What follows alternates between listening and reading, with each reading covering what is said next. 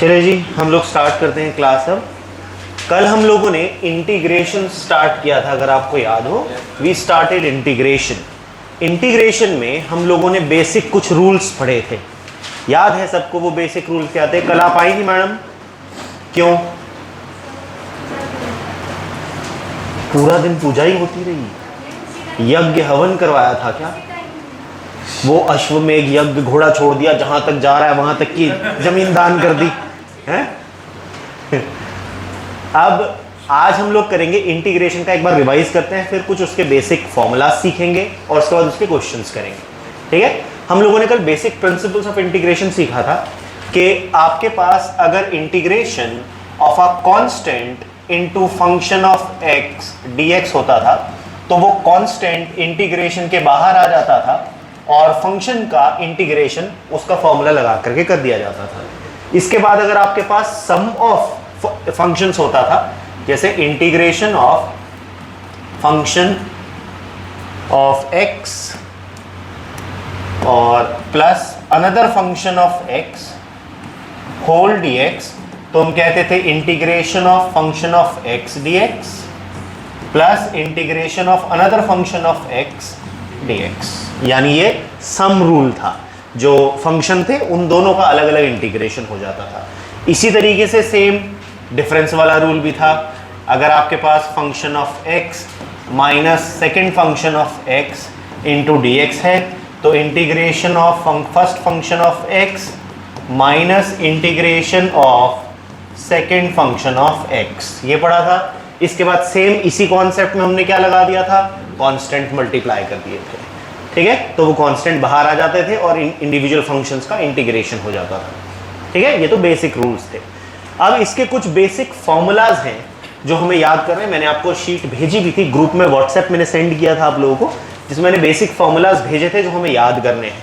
ये डिफरेंशिएशन के फॉर्मूलाज है, ये सेकंड वाला इंटीग्रेशन है, फिर ये डिफरेंशिएशन है, ये इंटीग्रेशन है। ठीक है? अब यहां पर अगर आप एक चीज देखो, इंटीग्रेशन ऑफ x की पावर n का फॉर्मूला होता है x की power n plus 1 upon n plus 1। x की पावर n का डिफरेंशिएशन क्या होता था? nx की पावर n माइनस 1, और यहां पर क्या हो जाता है? x की power n plus 1 upon n plus 1। और मैंने आपको ये बोला था ये दोनों एक दूसरे के ऑपोजिट, उल्टे होते हैं। इंटीग्रेशन और डिफरेंशिएशन एक दूसरे के उल्टे हैं। हम ये चीज प्रूव कर सकते हैं। कैसे? अगर आपके पास y की वैल्यू x की पावर n है तो अगर आप dy अपॉन dx करेंगे तो आ जाएगा n x की पावर n माइनस 1। ठीक? तो dy की वैल्यू आ जाएगी n x की power n minus 1 into dx। अगर इसका मैं इंटीग्रेशन कर दूं तो integration of dy equals to integration of n x की पावर n माइनस 1 dx, ये बन जाएगा। ठीक है? फॉर्मूला होता है integration of d theta is theta, तो integration of dy is y। अब x की पावर n का इंटीग्रेशन होता था, देखो मैं फॉर्मूला यहां लिख रहा हूं, x की पावर n dx का इंटीग्रेशन का फॉर्मूला था x की power n plus 1 upon n plus 1। यहां पावर क्या है? n minus 1। तो जब मैं इसका इंटीग्रेशन करूंगा, मैं n तो बाहर लिख लूंगा, बीइंग अ कांस्टेंट बाहर आ जाएगा n। इसका फॉर्मूला आ जाएगा x की power n minus 1 plus 1 upon n minus 1 plus 1। यही बनेगा ये सोनू? देखो ध्यान से, ये आ गया n x की power minus 1 plus 1 n upon n, क्या आ गया?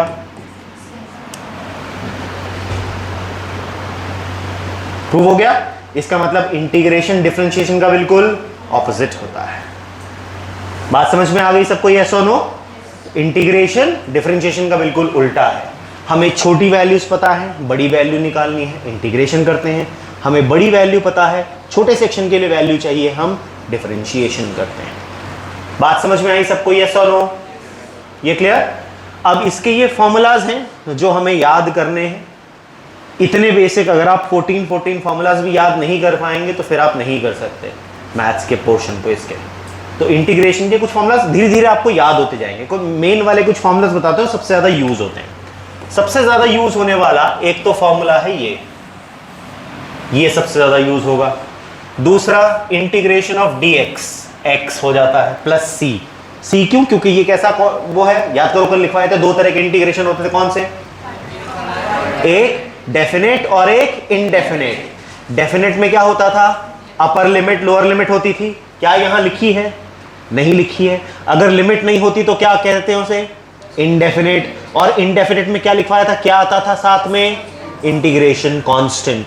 इसीलिए हम यहां पर c लिखते हैं। c क्या है हमारे लिए यहां पर? Integration constant. बात समझ में आई सबको? इसके बाद एक ये 1/x dx वाला इंटीग्रेशन बहुत यूज होगा आपके पास, ठीक है। ये वाले ट्रिग्नोमेट्रिक वाले कम यूज होते हैं, बट हाँ यूज होंगे किसी किसी स्पेसिफिक जगह पर भी। सबसे ज्यादा ये तीन मेन फॉर्मूलाज आपको याद रखने हैं। तीनों फॉर्मूलाज क्या हैं एक बार दोबारा से ध्यान से बताया तो ध्यान से देखना। तीन मेन फॉर्मूलाज जो आपको मेमोराइज करने हैं। इंटीग्रेशन ऑफ x की पावर n dx होता है x की पावर n+1 अपॉन n+1, ठीक। दूसरा फॉर्मूला इंटीग्रेशन ऑफ dx होता है x, ठीक है। लिमिट्स लगी होंगी तो हम कांस्टेंट नहीं लगाएंगे, अदरवाइज प्लस c वो ऑटोमेटिक है। उसके बाद इंटीग्रेशन ऑफ 1/x dx होता है log base e x। Base e वाला log कौन सा होता था? नेचुरल log, करेक्ट, ठीक है। log e x ये फॉर्मूला है। आप कहोगे सर 1/x को तो x की पावर -1 लिख सकते हैं, हम ये वाला फॉर्मूला क्यों नहीं लगाते? लगा करके देखो। अगर हमने x की पावर -1 dx पर ये वाला फॉर्मूला लगाया तो x की पावर -1+1 अपॉन -1+1, x की power 0/0, anything upon 0 is not defined. समझ में आया? इसलिए 1/x के लिए ये वाला फॉर्मूला नहीं लगाया जा सकता। सिर्फ 1/x के लिए स्पेशली फॉर्मूला है log e x। अभी मैंने ये बात बोल दी थी कि हम यहां पर कांस्टेंट नहीं लिख रहे, वो ऑटोमेटिकली इंक्लूड हो जाता है अगर इनडेफिनेट हुआ। डेफिनेट हुआ तो नहीं इंक्लूड होगा, इनडेफिनेट हुआ तो इंक्लूड हो जाएगा। हाँ, ये जनरल फॉर्म है। समझ में आ गया सबको? ये सुनो, ये तीन मेन फॉर्म्स आपको याद होने चाहिए। सबसे ज्यादा यूज होने वाले यही तीन फॉर्मूलाज हैं। इसके बाद ट्रिग्नोमेट्रिक फंक्शंस के बहुत सारे हैं आपके पास। sec x tan x वाला भी है, ये वाला, इसका sec x आ जाता है आंसर। ऐसे sin x का देखो, cos x का sin, sin का माइनस cos, याद करो उल्टा था, cos का माइनस sin, sin का cos, बिल्कुल उल्टा हो गया। देखो सेम बात समझ में आई है? सोनो, ठीक है। मर्जी है, याद जितने ज्यादा कर लो उतने अच्छे हैं, अगर सारे कर लो तो। नहीं तो ये तीन तो सबसे ज्यादा यूज होंगे, ठीक है।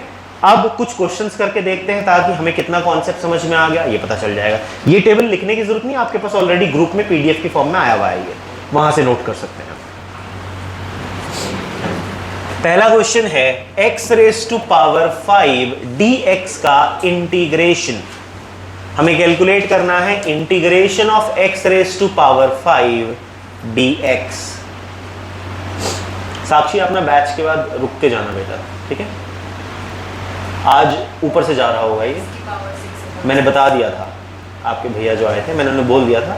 मैंने कहा आज इसे मत भेजो, कह रहे वो कोचिंग के बाद डायरेक्ट यहीं आ जाएगी। मैंने कहा समझ कुछ नहीं आएगा आज, करेक्ट, ठीक है। अब यहां पर सीधा कौन सा फॉर्मूला लगाएंगे हम?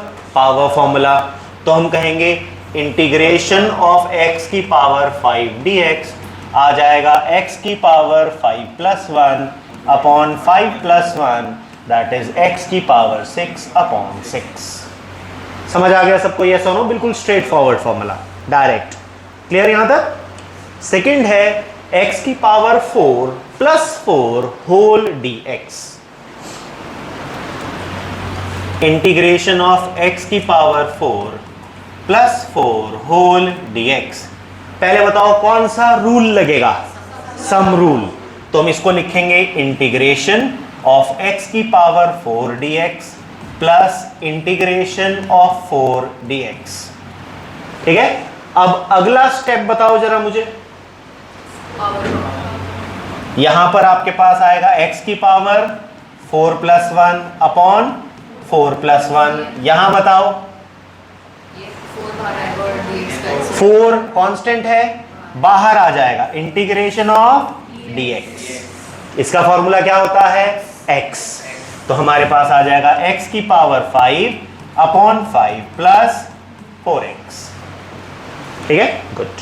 समझ में आ गया सबको? ये सोनो, ठीक है। जो फॉर्मूलाज बताए आपको वो फॉर्मूला पता होने चाहिए कि हम कौन सा फॉर्म लगा रहे हैं यहां पर और क्यों वो फॉर्म लगा रहे हैं, आइडेंटिफाई करना आना चाहिए। बात क्लियर सबको? यहां तक समझ में आ गया? कोई डाउट यहां तक इंटीग्रेशन में? 3x square dx, integration of 3x square dx।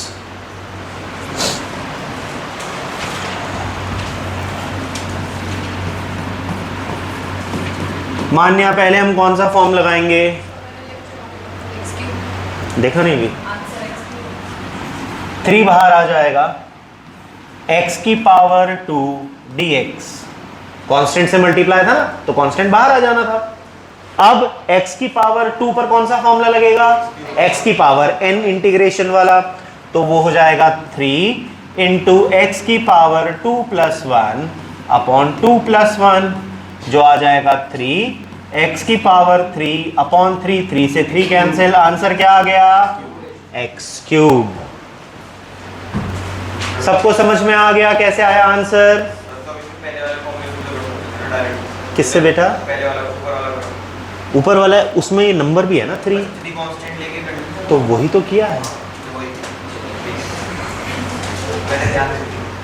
हमने, वही किया है, एग्जैक्टली वही फॉर्मूला लगाया है उसमें। बस ये मैंने आपको रूल प्रॉपर्टी की फॉर्म में याद करा दिया था कि अगर किसी फंक्शन के साथ कांस्टेंट मल्टीप्लाइड हो तो वो कांस्टेंट ऑटोमेटिकली इंटीग्रेशन के साइन के बाहर आ जाता है। Clear? Next question, integration of 5 plus 4 sec x tan x dx।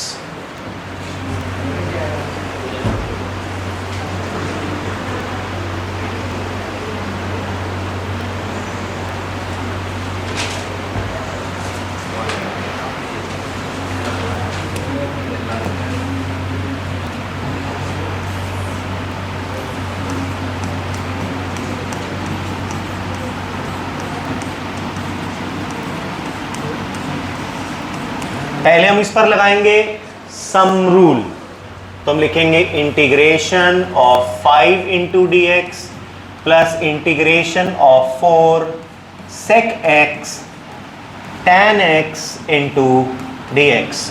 उसके बाद हम कांस्टेंट वाला रूल लगाएंगे, कांस्टेंट इंटीग्रेशन के बाहर आ जाता है, तो हमारे पास आ जाएगा 5 into integration of D x plus 4 into integration of sec x tan x dx। ठीक है जी।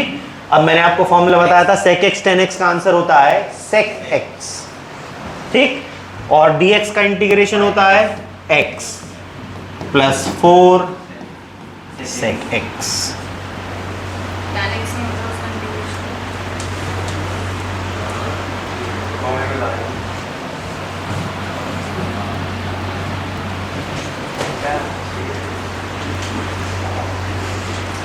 ठीक है, सबने नोट कर लिया? नेक्स्ट क्वेश्चन करें। नेक्स्ट क्वेश्चन है, नोट नहीं हुआ था? किसका नहीं हुआ नोट? सॉल्यूशन नोट हो गया सबका? नेक्स्ट क्वेश्चन है integration of bracket 3x cube plus 2x square whole dx। हाँ जी बिल्कुल, पहले प्लस करेंगे, पहले सम रूल लगेगा।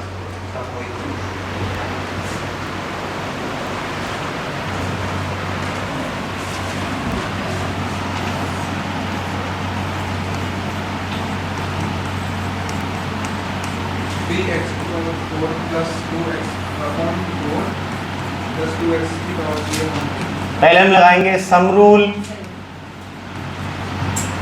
ठीक, उसके बाद कांस्टेंट इंटीग्रेशन के बाहर आ जाएगा, तो 3 इंटू इंटीग्रेशन ऑफ एक्स की power 3 dx plus 2 integration of x की पावर 2 dx।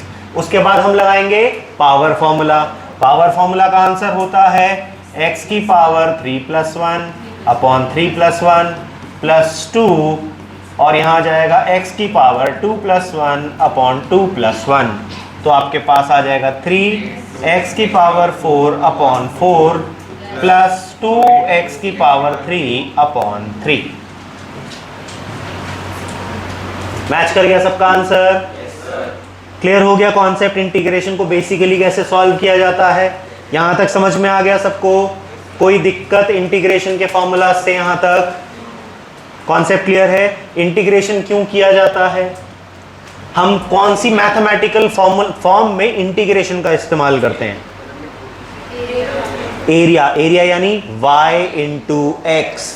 जब भी कोई क्वांटिटी y इंटू एक्स वाले फॉर्मूला से मिलती है तो हम उसके लिए क्या कैलकुलेट करते हैं? इंटीग्रेशन।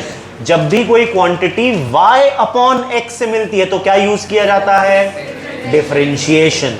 ये पैटर्न आपको याद रखना है। You have to learn how to identify कि कहां डिफरेंशिएशन करना है और कहां इंटीग्रेशन करना है। आपको कोई भी फॉर्मेट दे रखा, दो क्वांटिटीज दे रखी हैं और आपको पता है डिवाइड करके आंसर आना है, तो आप क्या यूज करेंगे? डिफरेंशिएशन। और अगर आपको पता है मल्टीप्लाई करके आंसर आना है तो आप क्या यूज करेंगे? इंटीग्रेशन। ठीक है, समझ में आया सबको यहां तक? ये सोनो, ये फिजिक्स का क्वेश्चन है, एक्चुअल डेरिवेशन है फिजिक्स की, जिसमें हम इंटीग्रेशन से सॉल्व करेंगे। ये ग्रेविटेशन चैप्टर का क्वेश्चन है। इनफिनिट और वो रेडियस लिमिट्स हैं। हाँ जी, मैंने सिखाया था कि यहां जो नीचे लिखी होती है उसे क्या बोलते हैं? Lower limit. जो ऊपर लिखी थी उसे क्या बोलते हैं? Upper limit. ठीक है, अब लिमिट वाले केस में करते क्या है, जब आप सॉल्व कर लेते हैं, ध्यान रखना, सुनो, यहां पर वेरिएबल किसके रिस्पेक्ट में डिफरेंशिएट कर रहे हैं, इंटीग्रेट कर रहे हैं? x, जो d के साथ लिखा होता है। कैसे पहचानते हैं, सुन लो जरा। अब ये d के साथ क्या लिखा है, तो हम किसके रिस्पेक्ट में इंटीग्रेट कर रहे हैं? x के रिस्पेक्ट में। ठीक है, तो जब आप इसको, इस वाले पोर्शन को सॉल्व कर लोगे, लास्ट में x की कुछ पावर फॉर्म आएगी, जो भी x की वैल्यू आएगी। अब इन लिमिट्स का करना क्या होता है? इन लिमिट्स में x की जगह पहले हम डालते हैं अपर लिमिट, फिर माइनस लगा के x की जगह डाली जाती है लोअर लिमिट। ये ध्यान रखना। लिमिट वाले केस को सॉल्व कैसे करेंगे भाई? ये तो पता है कि उसमें इंटीग्रेशन कांस्टेंट नहीं आता, लेकिन उन लिमिट्स का करना क्या है? उन लिमिट्स को हमें पुट करना पड़ता है x की जगह पर, जिसके रिस्पेक्ट में हम इंटीग्रेट कर रहे हैं। बात समझ में आया? अभी मैं ये करके दिखाऊंगा ताकि तुम्हें लिमिट्स का कॉन्सेप्ट समझ में आ जाए। ठीक है, इसको करने से पहले एक सिंपल सा एग्जाम्पल देख लेते हैं, फिर आप इस क्वेश्चन को सॉल्व कर पाएंगे। ठीक है, मान लीजिए आपको कहा गया, क्वेश्चन दिया गया,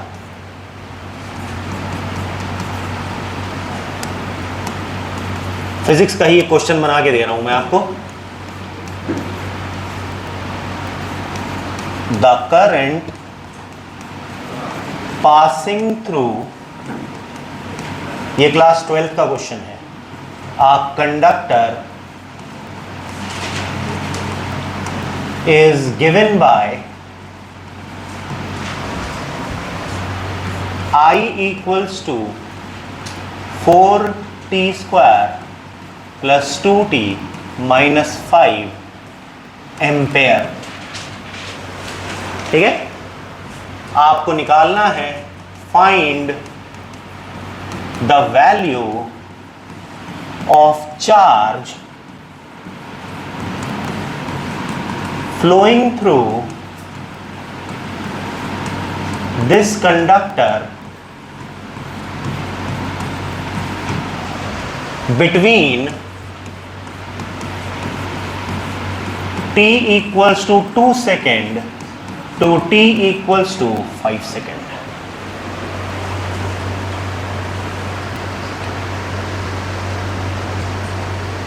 ठीक है, पहले सिंपल क्वेश्चन करते हैं, उसके बाद फिर हम डिफिकल्ट क्वेश्चंस की तरफ जाएंगे। आपको कहा गया कि एक कंडक्टर में जो करंट फ्लो कर रहा है उसकी इक्वेशन ये है, ये टाइम का फंक्शन है। आपसे पूछा गया उस कंडक्टर में 2 सेकंड से 5 सेकंड के बीच में कितना चार्ज फ्लो करेगा, कैलकुलेट करके बताओ। ये क्वेश्चन है। ठीक है, अब देखो करंट का फॉर्मूला कल बताया था, क्या होता था, dq अपॉन dt। यहां dq क्या था, तो यहां से अगर मैं चार्ज का फॉर्मूला लाऊं क्या आ जाएगा, I इंटू डी टी। ये तो छोटा सा चार्ज है, dq का मतलब स्मॉल चार्ज, मुझे तो पूरा चार्ज निकालना है। स्मॉल से बड़ी वैल्यू कैसे निकालते हैं, छोटी वैल्यू पता है dq, बड़ी वैल्यू q निकालनी है, क्या करेंगे, इंटीग्रेशन। जब ये पता है तो आपको पता है अगला स्टेप क्या होना चाहिए, integrating both sides with in limits. Limits क्यों, I को किसके रिस्पेक्ट में इंटीग्रेट कर रहे हैं, टाइम, और टाइम की वैल्यू दे रखी है क्या, कहां से कहां तक, 2 से 5, तो लोअर लिमिट क्या होगी 2, अपर लिमिट क्या होगी 5। समझ में आया क्वेश्चन कैसे करना है। तो जो चार्ज आएगा Q वो आएगा integration of dq, integration of dq is q, ये आ जाएगा integration of I into D T from 2 to 5। और I की वैल्यू क्या दे रखी है, ऊपर इक्वेशन है पूरी की पूरी, I की जगह लिख दो, तो आपके पास आएगा integration of 4t square plus 2t minus 5 into D T from 2 to 5। अब सम रूल और डिफरेंस रूल दोनों लग जाएगा साथ साथ यहीं पर एक ही जगह पर, तो हमारे पास आएगा, मैं डायरेक्ट लिख दूं 4 बाहर, integration of T square into D T from 2 to 5, फिर 2 बाहर, integration of t into D T from 2 to 5। अब t के ऊपर कोई पावर नहीं है तो कितनी होगी, ठीक है, और प्लस माइनस आ जाएगा, सॉरी माइनस है, 5 बाहर आ जाएगा, इंटीग्रेशन ऑफ ओनली dt। समझ में आया सबको, यस और नो। अब टी स्क्वायर का इंटीग्रेशन बोलो, टी स्क्वायर का इंटीग्रेशन टी क्यूब अपॉन 3, कहां से कहां तक, 2 से 5 तक, ऐसे लिखते हैं स्क्वायर ब्रैकेट लगा करके। जब इसको फॉर्मूला लिखते हैं तो इंटीग्रेशन हट जाएगा, अब वो फॉर्मूला कैसे लिखा जाएगा, स्क्वायर ब्रैकेट के अंदर, नीचे लिखेंगे लोअर लिमिट, ऊपर लिखेंगे अपर लिमिट। समझ में आया यहां तक। फिर प्लस टी डी टी का इंटीग्रेशन टी स्क्वायर अपॉन 2। एक काम करो, इसको ना 3 कर लो पावर, इसको 3 कर लो, या रुको इसको स्क्वायर रहने दो, अगर स्क्वायर है तो इसको 3 बना दो स्टार्टिंग वाले को, ये 4 की जगह 3 कर दो, हमारी कैलकुलेशन इजी हो जाएगी, ठीक है, मेक इट 3। अभी के लिए कैलकुलेशन इजी हो जाएगा, फ्रैक्शन में आंसर आएगा हमारा।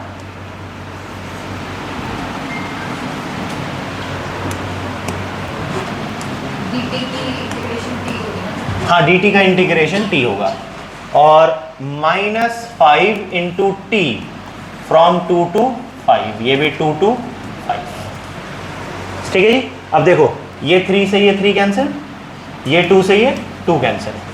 अब मेरे पास बचा टी क्यूब, कहां से कहां तक, 2 से 5 तक, फिर बचा टी स्क्वायर, कहां से कहां तक, 2 से 5 तक, फिर बचा -5t, कहां से कहां तक, 2 से 5 तक। यहां तक क्लियर हो गया सबको। अब इन लिमिट्स का क्या करना है ये समझना है।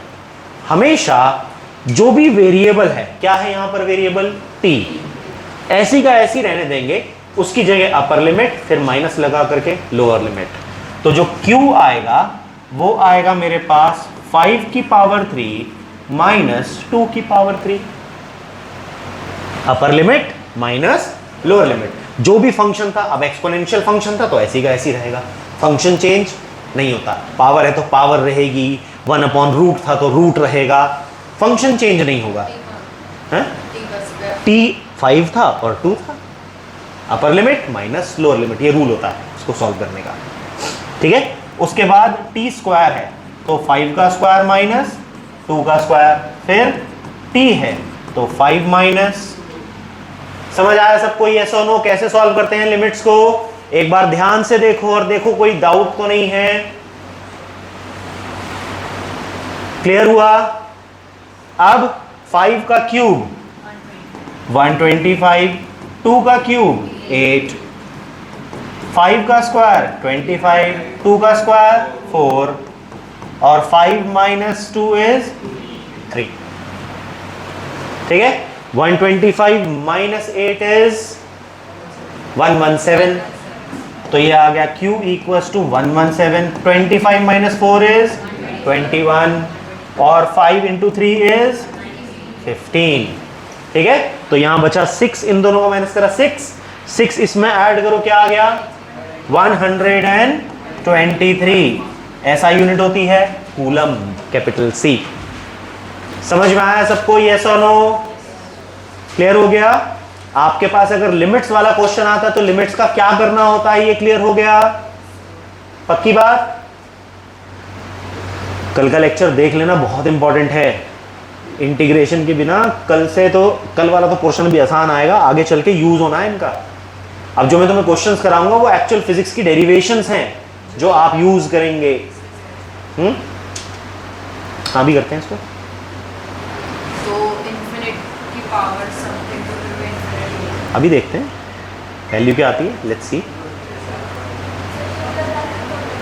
क्या बेटा, ये वाला ब्रैकेट जब आप इसका फॉर्मूला सॉल्व करके लिखेंगे, यानी जब आप इंटीग्रेशन का साइन हटाते हैं तो स्क्वायर ब्रैकेट लग जाते हैं फिर डेफिनेट वालों में। भाई इंटीग्रेशन हटा के उसका फॉर्मूला लिखते हैं, तो जब हम उसका फॉर्मूला लिखेंगे तो आपके पास स्क्वायर ब्रैकेट लग जाएंगे। क्लियर हो गया उद्यान? पक्का समझ में आ गया भाई? प्रोजेक्टाइल मोशन एक्सपीरियंस कर रही है आज जिग्निशा, ऐसे यूं जाके बढ़ रहा है। इसने डाला तो था बेचारी ने, है ना? तूने वो स्नैप भेजी थी ना, वो दीदी ने भेजी थी। अच्छा, केमिस्ट्री ऐसे ऊपर से उड़ के जा रही, फिजिक्स तो दिमाग एक्सप्लोड करती हुई जा रही है, मैथ सर के ऊपर से ऐसे यूं उड़ के जा रहा है। सिर्फ एक बायो है जो दिल के थ्रू जा रही है। मैंने कहा बस, बहुत ही बढ़िया।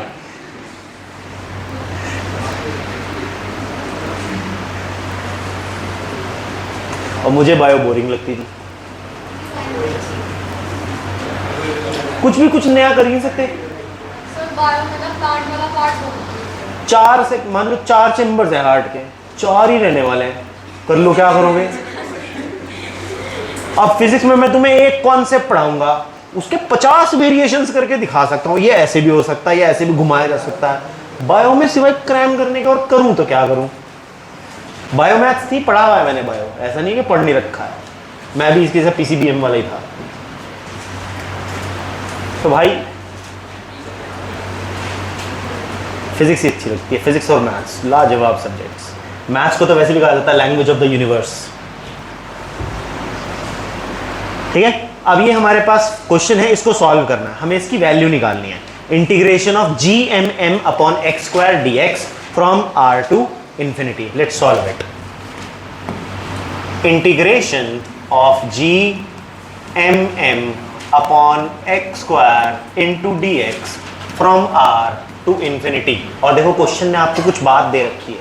क्वेश्चन ने कहा G, कैपिटल M और small m R constants.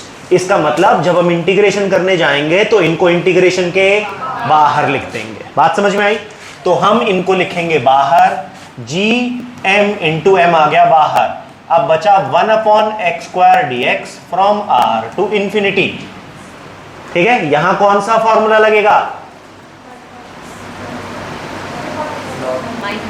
x की पावर n वाला। मैंने सिर्फ एक के लिए बोला था, 1/x dx is log ex।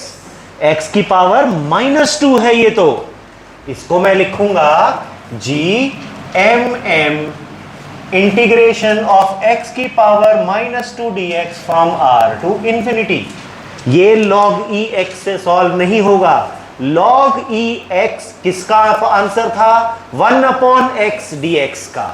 ये ध्यान रखना, उसके अलावा और किसी में वो नहीं आता, सिर्फ पावर 1/x यानी x की पावर -1, बस।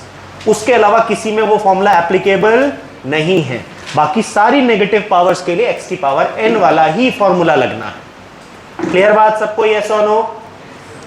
अब x की पावर -2, तो हम इसको लिखेंगे x की power -2 + 1 upon -2 + 1 from r to infinity. देखो मैंने स्क्वायर ब्रैकेट कहां लगाया, जैसे ही मैंने इंटीग्रेशन का साइन हटा करके उसका फॉर्मूला लिख दिया तो अपने आप ब्रैकेट कौन सा लग गया, स्क्वायर ब्रैकेट। बात समझ में आई सबको, यस और नो? ठीक, अब ये इसको सॉल्व करो, क्या आ जाएगा, GMM, ये आ जाएगा x की power -1 upon -1 from r to, ये -1 तो बाहर लिया जा सकता है, तो मेरे पास आ गया -GMM और ये बचा 1 upon x from r to infinity. Yes और नो? ठीक, अब क्या करते हैं, अब x की जगह पहले अपर लिमिट, फिर माइनस लगा के x की जगह लोअर लिमिट, तो हम इसको लिखेंगे -GMM। पहली अपर लिमिट क्या है, इंफिनिटी, माइनस लोअर लिमिट क्या है, r। अगर यहां पावर 2 होता तो हम स्क्वायर लिखते, अगर पावर 3/2 होता तो 3/2 लिखते। जो भी फंक्शन है ऐसे का ऐसा ही रहता है।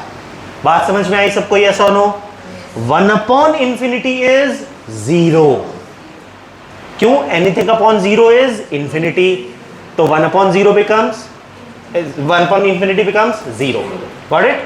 तो ये आ जाएगा -GMM, 0 -1 upon r, 0 -1 upon r is -1 upon r, minus into minus, तो आंसर आ गया GMM अपॉन r। ये जो आपने कैलकुलेट किया इसे बोलते हैं gravitational potential, gravitational potential energy.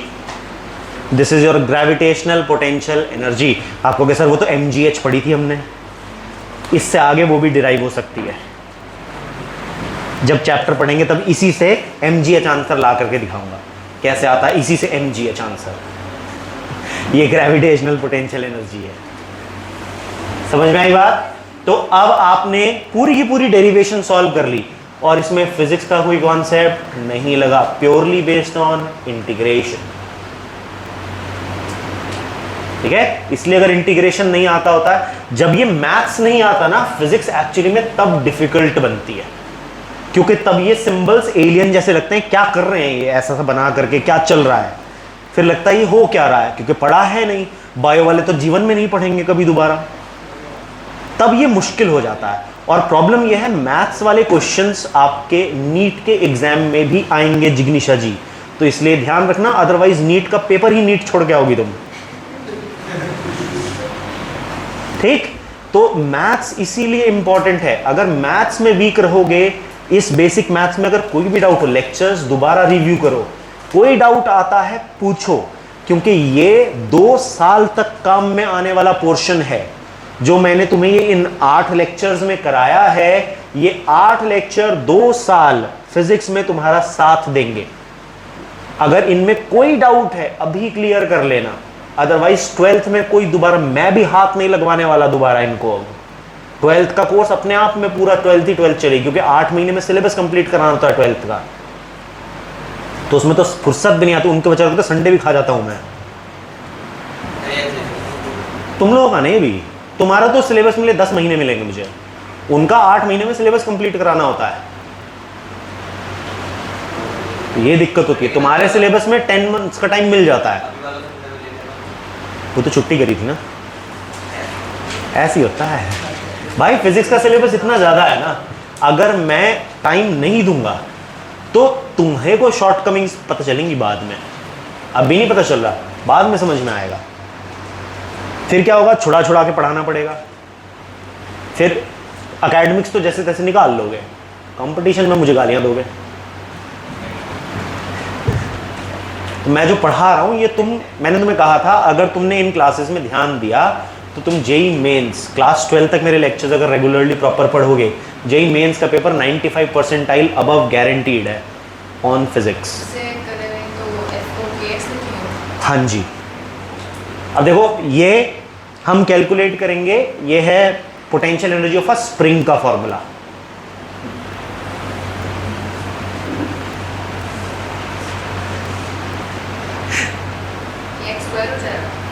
देखो आप,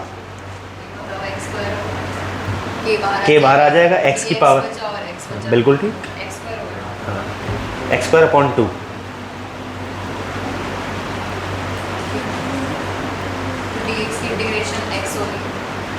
अच्छा, और वो जो x पहले लिखा था वो कहाँ गया? पहले उसको लिखना पड़ेगा, पहले f की वैल्यू डाल के सॉल्व करोगी, पहले नहीं सॉल्व कर दोगी। k बाहर आ गया, x dx का इंटीग्रेशन क्या होता है जी? x की पावर कितनी है यहाँ पर? फिर x की पावर 1 + 1। हाँ नहीं, dx तो इंटीग्रेशन के लिए सिंबल होता है। अब देखो kx 4 स्क्वायर, बिल्कुल ठीक, हाफ kx स्क्वायर। अब देखो हमें निकालना है integration of f dx from 0 to x where f equals to kx, और k यहां पर हमारे पास है एक कांस्टेंट, इसे स्प्रिंग कांस्टेंट बोलते हैं वैसे, ठीक है।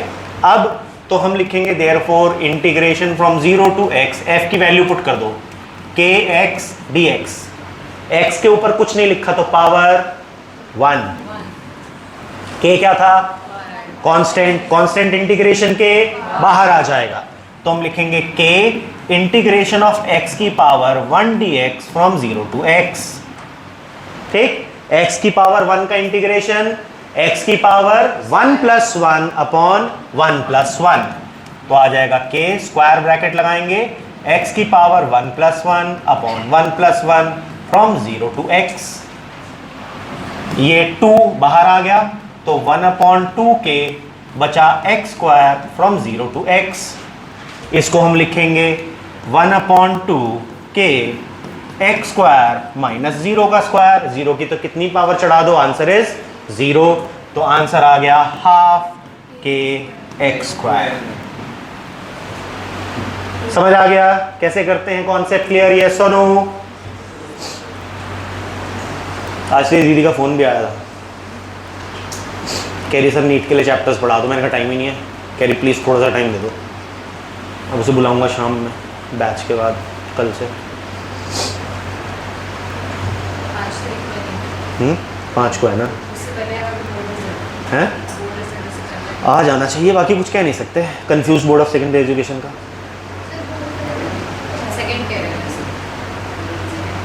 आ जाना चाहिए जल्दी, इस बार फिजिक्स का पता नहीं क्या हाल होगा बच्चों का, देखना पूरे देश में बुरा हाल है बच्चों का। इस बार बोर्ड की चेकिंग करके आया था मैं, तो उसमें 50%, 45-47% रिजल्ट गया है एक्चुअल, वो करने के बाद हमारी तरफ से लीनियंसी करने के बाद, मतलब 17 के 23, 16 के 23 करने के बाद 47% था, 17 के 23 खुद किए हैं।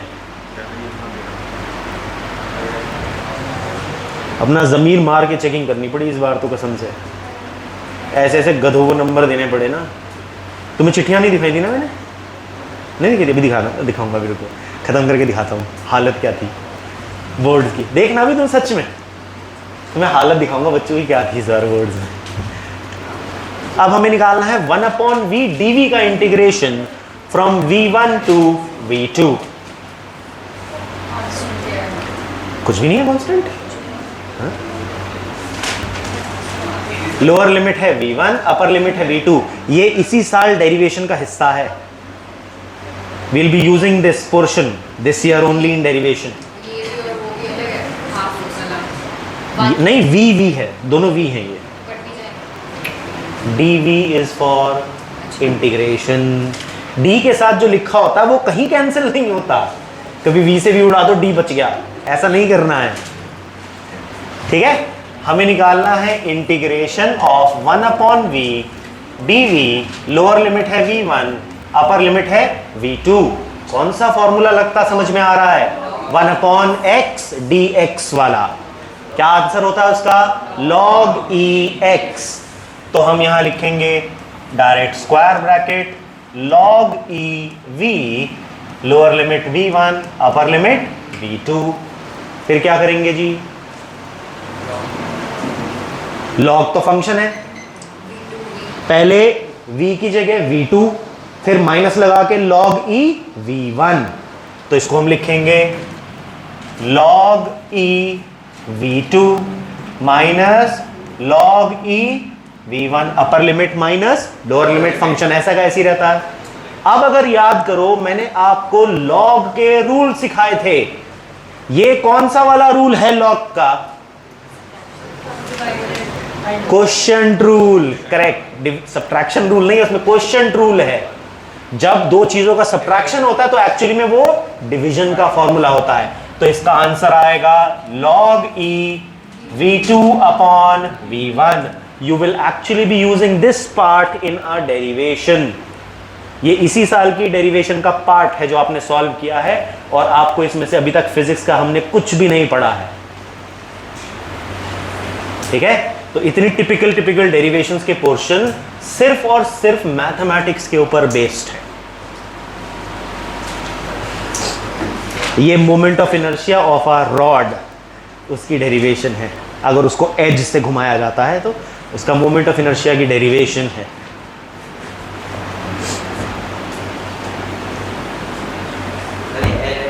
जी, दोनों एल हैं। ये एम और एल दोनों ही कांस्टेंट्स हैं, याद रखना।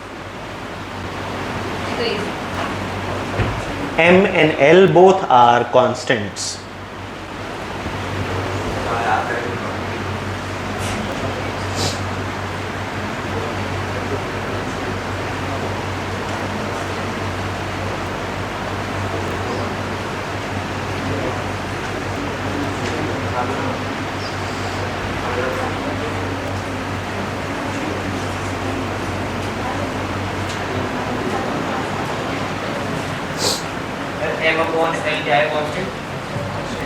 एम भी कांस्टेंट है, एल भी कांस्टेंट है, तो एम अपॉन एल दोनों कांस्टेंट ही होंगे।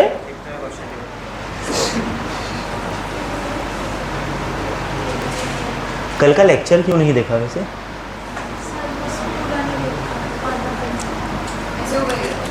आपने तो शुरू भी नहीं किया। आंसर क्या है ये बता। 6 आया। अच्छा हाँ हाँ हाँ हाँ। इसमें क्या लगेगा? log 1? नहीं, लॉग क्यों लगेगा? x का इंटीग्रेशन होना, m और l तो कांस्टेंट है, x की पावर 2 का इंटीग्रेशन है, x की पावर 3/3 नहीं आ जाएगा? 2ml² मतलब कट जाएगा। 1/12 ml² आ रहा होगा, कटेगा नहीं, मल्टीप्लाई होगा। dx को भी x कर दूं। 1/12 ml² आ रहा होगा, देख। है सर dx को भी x कर दूं। हैं? dx को भी नहीं, dx तो बेटा इंटीग्रेशन के साथ लगाया जाता है। जब भी इंटीग्रेट करते हैं क्या लिखा होता है साथ में? dx। अच्छा, वो तो उसका सिंबल है। सिर्फ x हाँ, dx तो इसके साथ, ये जो है ना, ये और ये साथ में होते हैं, इनको इंटीग्रेशन का पार्ट बोला जाता है। हाँ, x³ आएगा वो। आगे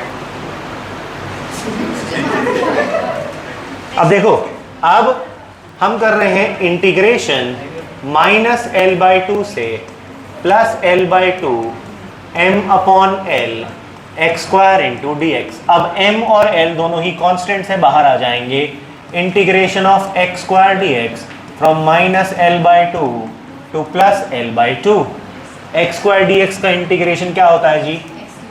x³ 3। तो हम लिखेंगे x³ 3 from -l/2 to +l/2। ये 3 बाहर लिख देंगे तो आ जाएगा m/3l x³ from -l/2 to +l/2। Bio वालों यहां तक साथ हो? देखो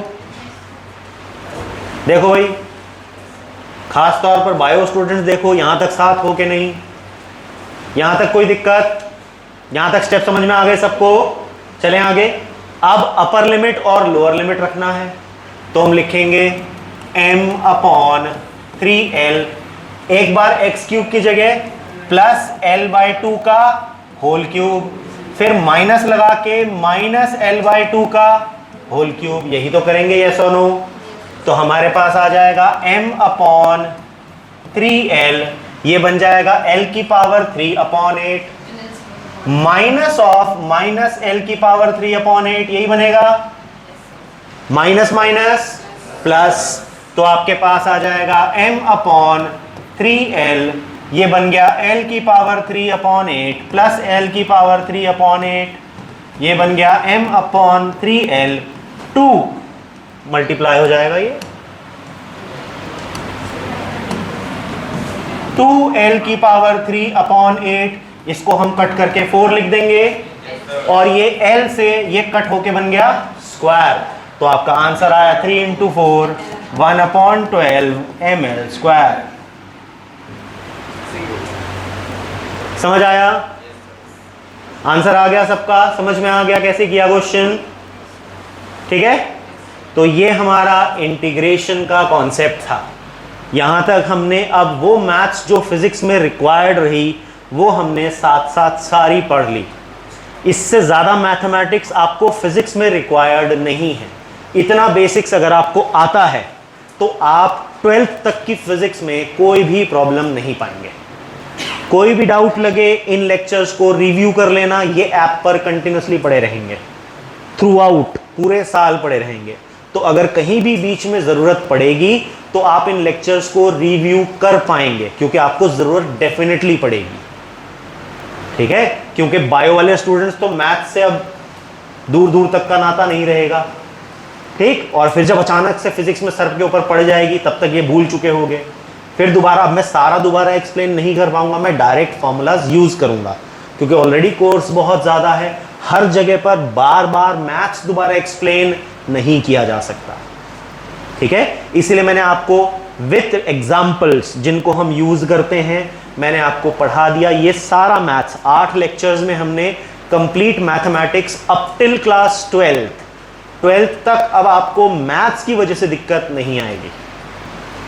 ठीक, तो इन लेक्चर्स को ध्यान से देख लेना, कहीं भी डाउट लगे आप दोबारा से मुझसे पूछ सकते हो। अभी फर्स्ट यूनिट चल रही है, अगर इसमें भी आप रिव्यू करोगे और कोई डाउट लगेगा तो पूछ लेना। कल से हम लोग स्टार्ट करेंगे हमारा चैप्टर नंबर 1। ठीक है, हाँ दिखाता हूँ इसमें से तो